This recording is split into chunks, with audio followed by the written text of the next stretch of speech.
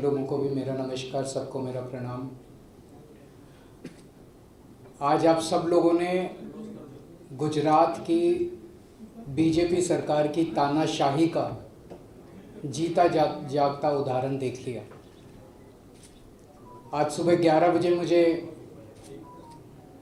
गुजरात की राजकोट में जो जेल है, राजकोट की जेल में बंद किसान नेताओं से, किसानों से मिलने के लिए जाना था। मुझे उनसे मिलने के लिए नहीं जाने दिया गया। आप सोच सकते हैं कि इससे बड़ी तानाशाही और क्या हो सकती है। मैं कोई आतंकवादी हूं? मैं कोई क्रिमिनल हूं? और जो लोग जेल में बंद हैं वो लोग किसान हैं, हमारे देश के नागरिक हैं। वो लोग कोई क्रिमिनल नहीं है, वो लोग कोई अपराधी नहीं है। मैंने कल अप्लाई किया था जेल में मिलने के लिए, लेकिन आज मुझे सुबह सुबह मैसेज आया कि आपको उनसे मिलने की इजाज़त नहीं है। मैं सोच रहा था, अंग्रेज़ों ने जब भगत सिंह को गिरफ्तार किया था, भगत सिंह को भी उसके साथियों से जेल में मिलने की इजाज़त मिला करती थी। भगत सिंह को भी, उनके साथियों को भी कभी भगत सिंह से मिलने से रोका नहीं गया। क्या इसी के लिए हमारे स्वतंत्रता सेनानियों ने लड़ाई लड़ी थी आज़ादी की कि एक दिन ऐसी सरकार आएगी जो कि अंग्रेज़ों से भी ज़्यादा बदतर होगी, अंग्रेज़ों से भी ज़्यादा क्रूर होगी, अंग्रेज़ों से भी ज़्यादा अत्याचारी होगी।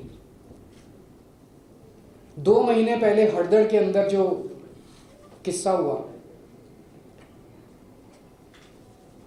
किसान, आज गुजरात एक खेती प्रधान देश है। बहुत से लोग, 50% से ज़्यादा लोग किसानी के ऊपर अपना जीवन यापन करते हैं। 54 लाख किसान परिवार गुजरात के अंदर किसानी पे अपना जीवन यापन करते हैं। आज किसानों का बुरा हाल है, किसान बहुत दुखी हैं। ना बीज मिलता है, खाद के लिए लंबी लंबी लाइनें लगी पड़ी हैं जगह जगह, बहुत ज़्यादा मशक्क़त करनी पड़ती है, लड़ाई झगड़े होते हैं। कर्जा प्रथा के खिलाफ हरदड़ में जब 2 महीने पहले इकट्ठे हुए किसान, उनको पूरे दाम नहीं मिलते, अपने फसलों के दाम नहीं मिलते। कुछ लोग उनके साथ नाइंसाफ़ी करते हैं, अन्याय करते हैं। किसानों को 1500 के अंदर डील होती है, 1200 रुपये देते हैं। जब इस कर्जा प्रथा के खिलाफ किसान हरदड़ में इकट्ठे हुए तो किसानों के ऊपर इस अत्याचारी सरकार ने, भारतीय जनता पार्टी की सरकार ने लाठियां बरसाई, आंसू गैस के गोले छोड़े,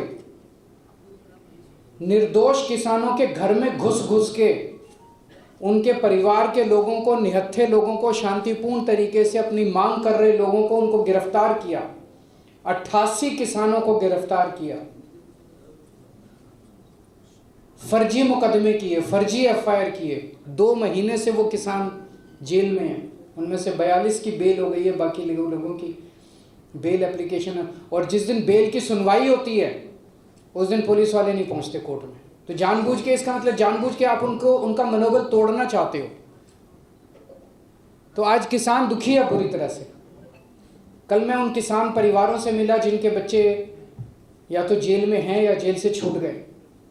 उनकी कहानियां सुनिए, सुन के आपको रोना आएगा। उन्होंने बताया कि पहले 24 घंटे जब उनको गिरफ्तार किया गया, उनको 24 घंटे तक पीने का पानी नहीं दिया गया, उनको खाने के लिए कुछ नहीं दिया गया, पुलिस के अंदर उनकी पिटाई की गई। क्या चाहती है बीजेपी? उनका मनोबल तोड़ना चाहती है। मैं इन्हें कहना चाहता हूं, भगवान से डरो। एक दिन रावण को भी बहुत घमंड हुआ था, कंस को भी बहुत घमंड हुआ था, जो अहंकार आज बीजेपी को दिखाई दे रहा है। कल मैं उन परिवारों से मिला, मैं उन्हें सलाम करता हूं, उन परिवारों को, कि पूरे प्रेशर के बावजूद वो मेरे से मिलने के लिए आए। उनके ऊपर खूब प्रेशर बनाया गया कि उन केजरीवाल से मिलने के लिए नहीं जाना, नहीं तो ये कर देंगे, वो कर देंगे। लेकिन मैं कहना चाहता हूं, गुजरात की जनता खड़ी हो रही है। एक तरफ किसान दुखी है, दूसरी तरफ किसानों के बच्चे, किसान ब्याज पे लोन लेके अपने बच्चों को पढ़ाता है। मैंने कई वीडियो देखे हैं गुजरात के बच्चों के। कई कई लाख रुपए का लोन लेता है, बच्चों को शहर भेजता है, सूरत भेजता है, अहमदाबाद भेजता है, कोचिंग कराता है, पढ़ाता है, और पढ़ने के बाद फिर पेपर लीक हो जाता है। जब पेपर देने की बारी आती है पेपर लीक हो जाते हैं। बच्चों को रोते हुए देखा है कि सर 3 साल से हम पढ़ाई कर रहे थे, कोचिंग कर रहे थे, इतना पैसा लिया मेरे पिताजी ने, लेकिन अब पेपर लीक हो गया, अब अगला पेपर पता नहीं कब होगा। इनसे पेपर नहीं कराया जाता। पेपर लीक कराने वाले कौन हैं? इन्हीं के लोग हैं। बच्चे बेरोजगार घूम रहे हैं, इनसे रोजगार नहीं दिया जा रहा, पेपर लीक हो रहे हैं, तो बच्चों को बर्बाद कर दिया। अब वो बच्चे अपनी आवाज ना उठाएं, इसलिए पूरे गुजरात के अंदर ड्रग्स बेची जा रही हैं। पूरे गुजरात के आज आपको गली गली के अंदर नशा ड्रग्स मिलेंगे, गली गली के अंदर ड्रग्स मिल रही हैं, बच्चों को ड्रग्स के अंदर धकेला जा रहा है। गुजरात के हर परिवार को पूरी तरह से बर्बाद किया जा रहा है इस सरकार के द्वारा। पर मुझे लगता है ये इनके आखिरी दिन है। पूरे गुजरात के लोग अब इकट्ठे हो रहे हैं। कल मुझे पता चला जिन किसानों को, किसान के परिवार के लोगों को गिरफ्तार किया गया, उन गांव के लोगों ने हिम्मत करके, पूरे गांव ने उनके खेत को जोता है। जैसे गांव के अंदर अगर एक किसान परिवार को गिरफ्तार किया तो उसके खेत में काम करने वाले लोग नहीं थे, तो पूरे गांव के लोगों ने इकट्ठा करके उसके खेत को जोता है। अब लोग इकट्ठे हो रहे हैं, इनकी आवाज़। आज गुजरात के अंदर 2 चीज़ें खुलेआम बिकती हैं, एक ड्रग्स और एक सड़क पे गड्ढे। 30 साल के बाद आज इन्होंने जो गुजरात का हाल कर दिया है, अब इसको ख़त्म करने का समय आ गया है। अभी तक लोगों के पास विकल्प नहीं था, क्योंकि कांग्रेस और बीजेपी दोनों मिले हुए हैं, दोनों के जॉइंट धंधे हैं, दोनों मिले हुए हैं, दोनों खुश हैं। कांग्रेस चाहती नहीं कि बीजेपी की सरकार जाए गुजरात से, लेकिन अब विकल्प है लोगों के पास। घर घर के अंदर आज बात हो रही है, आम आदमी पार्टी की बात हो रही है। आज आम आदमी पार्टी के नेताओं को, गोपाल इटालिया, यशोदान गढ़वी, राजू करपड़ा, प्रवीण राम, चैतर वसावा, मनोज सोरठिया, बहुत सारे नेता हैं हमारे जिनके तरफ लोग बड़ी उम्मीद के साथ देखते हैं। मैं पूछना चाहता हूं, बीजेपी के एक नेता का नाम बता दीजिए जो उम्मीद देता है गुजरात के लोगों को। मैंने इतने सारे नेताओं को, और भी बहुत नाम है, आम आदमी पार्टी के इतने सारे नेताओं के नाम मैंने गिनाए जिनको लोग बहुत उम्मीद के साथ देखते हैं।